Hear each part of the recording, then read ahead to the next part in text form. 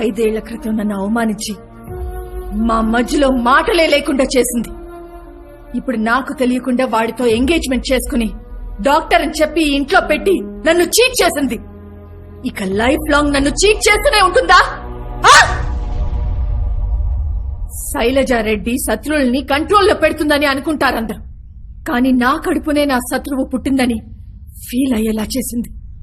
శైలజ, భర్తగా నిన్నెప్పుడూ ఎదిరించలేదు.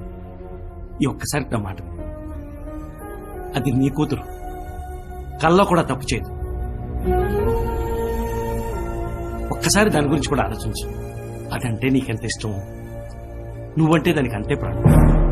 అంత ప్రాణమైతే, నిజంగానే ఈ అమ్మ అంటే అంత ఇష్టమైతే నేను చెప్పినట్టు చేయమను. తన ఇష్టమైన చదువుకుని 5 ఏళ్ళు నన్ను దూరం చేసుకుంది. ఇప్పుడు నేను చెప్పినోడిని పెళ్లి చేసుకుని